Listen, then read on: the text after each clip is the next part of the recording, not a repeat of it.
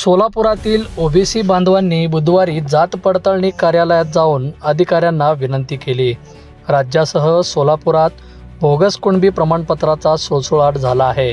कुणबी प्रमाणपत्र मिळवण्यासाठी अनेक जण कागदपत्रात खाडाखोड करत आहेत।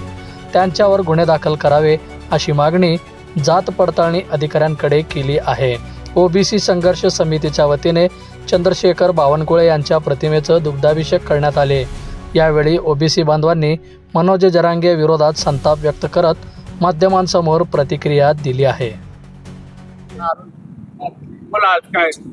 आज ओबीसी संघर्ष समितीच्या वतीनं सोलापूर जिल्ह्याच्या वतीनं शहराच्या वतीनं आम्ही आमचे नेते चंद्रशेखरजी ओबीसी नेते चंद्रशेखरजी बावनकुळे साहेब यांचा आम्ही दुग्धाभिषेक केला।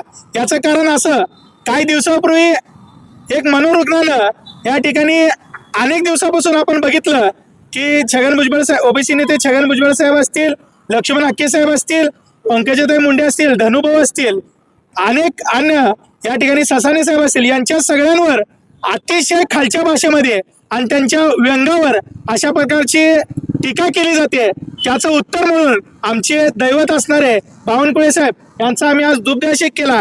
या अगोदर आम्ही हाके साहेबांचा देखील दुग्धाभिषेक केला होता।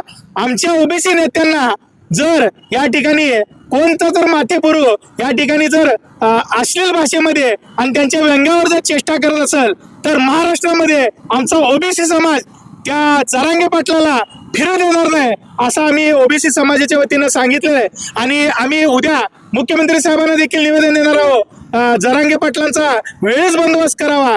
कारण मराठा विरुद्ध धनगर हा मराठा विरुद्ध ओबीसी हा मोठा संघर्ष या ठिकाणी महाराष्ट्रामध्ये पेटत आहे। त्यामुळे महाराष्ट्राचं वातावरण दूषित होत आहे। त्यामुळं आज आम्ही या ठिकाणी आमचे दैवत बावनकुळे साहेब यांचा दुग्धाभिषेक केला। खऱ्या अर्थानं एक चारित्र्य संपन्न असणाऱ्या नेत्यांवर खालच्या भाषेची टीका करणं हे अतिशय दुर्दैवी गोष्ट आहे।